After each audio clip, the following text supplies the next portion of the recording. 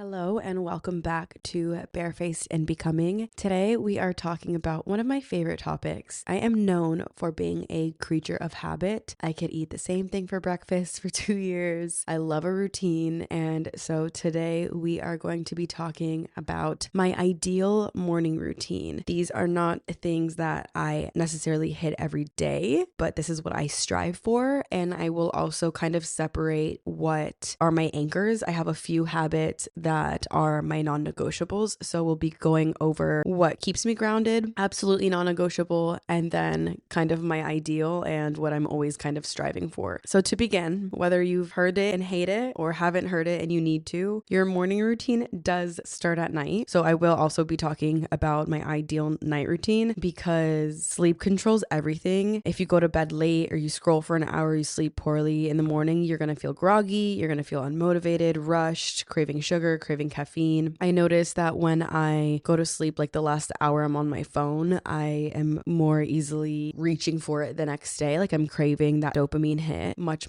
more than if I would spend the last hour of my day more relaxed. So good sleep makes it easier for you to wake up. It helps you to be in a better mood, make better choices, and have more willpower. Your brain sets the tone overnight, so your night habits are going to affect your morning focus. Overnight, your brain processes emotions, stress, and memories while you sleep. So if you go to bed anxious, overstimulated, or doom scrolling, well, first of all, doom scrolling actually messes with melatonin, so it makes it harder for you to fall asleep naturally. But like I said, it also encourages you to crave more dopamine in the morning as well. So your sleep controls everything. We want to make sure that we're sharp and focused and able to make good decisions. So let's start with my night routine. The first couple habits are going to be my ideal night routine. This sets us up for success for the next morning. First, eating 2 hours before bed. Ideally, I would cook at home, so I'm hands-on, I'm present, I'm vibing maybe to some music and choosing,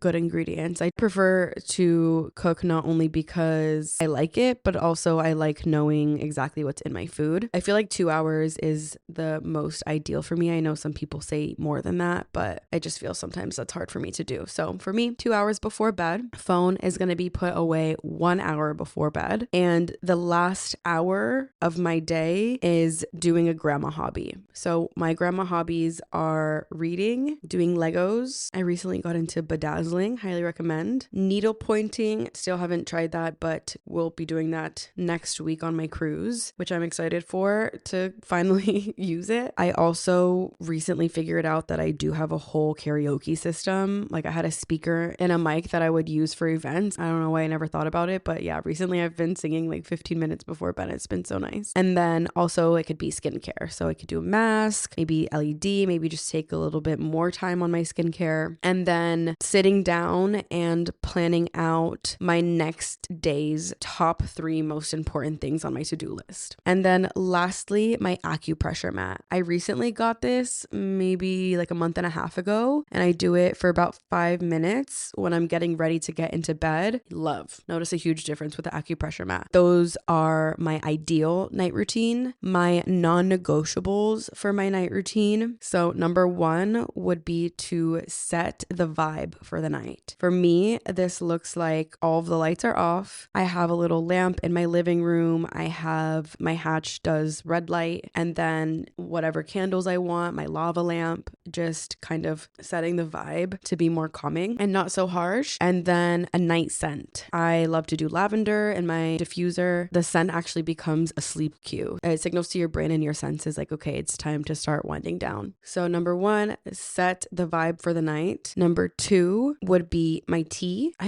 haven't been doing this, to be honest. I need to get back on this, but having something warming at night, and again, that sensory. So the taste and the smell of the tea. Ideally, this is also calming, lavender in it, or just like something that helps you to calm down and wind down. And then laying out your morning workout clothes. I am a morning workout girly. If I don't work out in the morning, I'm not going to do it. So getting it out first thing in the morning is super important to me, and laying out my clothes the night before, kind of just sets my discipline in place. Like, okay, this is what we're doing. Change right when I wake up, and laying it out the night before just makes it that much easier. Don't have to pick anything out. It saves me even having to second guess anything. And then the AC turns down. I put my AC to 68 68. I like it really nice and cold. I do 68 and then I also turn my fan on. So I want to be nice and freezing so I can snuggle up in my bed. And then lastly is my sleep prep. So in my nightstand, I'm obsessed with my little nightstand. I recently like organized it with like little dividers and it's just chef's kiss. I'm obsessed. But I do magnesium spray from Symbiotica. I'll either spray this on my chest or spray it on the bottom of my feet. And it's like a lavender scent, has magnesium in it. If you don't know, magnesium's a little bit better for you than melatonin. Magnesium actually helps your body make and use melatonin, which is your sleep hormone. Whereas when you're supplementing melatonin, it can kind of backfire because when you're constantly supplementing it, it kind of confuses your brain and your body's internal clock. I've also heard that melatonin can make you feel groggy in the mornings. So I personally just like magnesium a little bit better because it's just enhancing my body's melatonin rather than supplementing it. And I don't want my body to become dependent. So magnesium spray. And then I also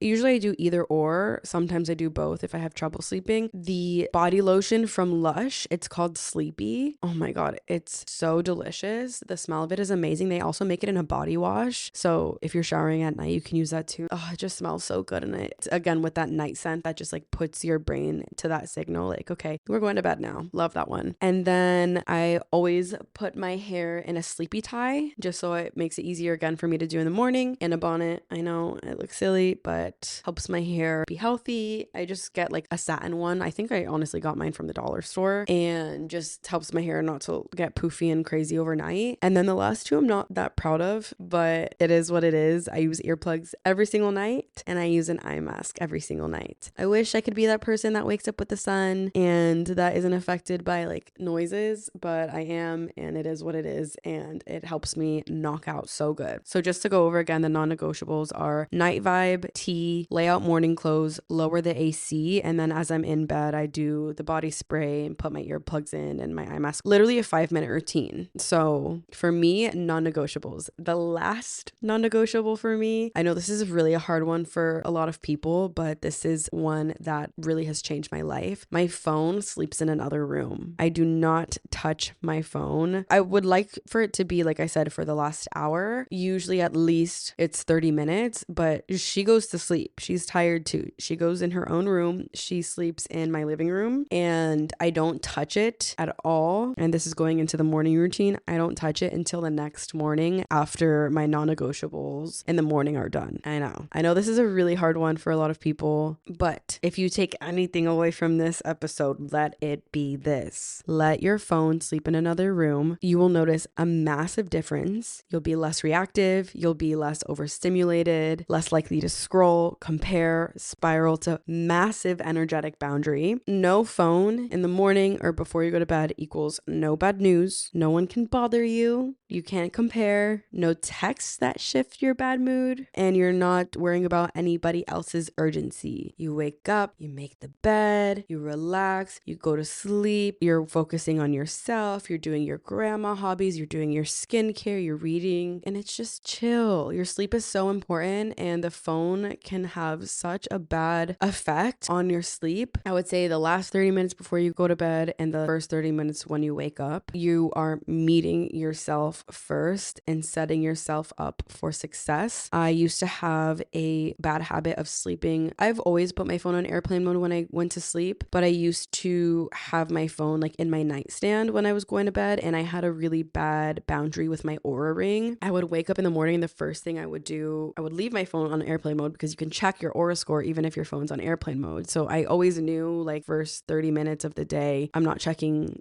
any notifications or social media or anything like that, but I would check my Oura score. And if I didn't sleep long enough, I'd be like, oh no, like my sleep is so important. I need more sleep. I guess I'll have to like work out later. Obviously, I wouldn't end up doing it because like I said, I need to work out in the morning. If not, I'm not going to do it. But I would lie to myself, oh, I'll just work out later. Obviously, my body needs more sleep. Like my body body needs 8 hours. I only got 7.5, and then I would end up knocking out for another hour. So then the phone got kicked out, and now she sleeps in my living room. It just makes it that much easier to have the boundaries and respect them. Yeah, I just think it's so important to not go to bed like worrying about anything, not wake up and feeling any type of urgency. I think that the phone addictions are crazy. I genuinely feel like later it's going to be like normalized to go to rehab for our phone addictions, and I'm not exempt from this. Obviously, I have my own phone addictions, but I just think the sleep part, let her go to sleep just like you're going to sleep. She doesn't need to be next to you. That is a huge one for me that I've done for a while now, and that if I do absolutely nothing, it's at least this. And then, so my morning routine, these are my non-negotiables. These non-negotiables take 15 minutes. I will not touch my phone until at least these are done. First of all, I wake up with my Hatch. I have sound bowls that wake me up, but if you don't have an actual alarm clock, actually no, I recommend getting an alarm clock, because if not, then you have to wake up with your phone, right? But at least just like a non-cortisol spiking alarm, something calming, something soothing to wake you up. Even if it's, I know that Hatches can be kind of expensive, but I'm sure there's so many different alternatives on Amazon. But I think actually having an alarm clock is kind of non-negotiable, like I said, because if not, you're gonna have to have your phone. So alarm clock, calming alarm to wake up to. Number 2 is making my bed. Then we're gonna change into the workout set that we laid out the night before. Get your morning sunlight. So ideally my perfect wake up time is 6 a.m. and right now the sun's not up at that time. So do with that with what you will, but I would say like at least getting outside and like looking outside, hearing the birds chirp. But ideally the sun is out.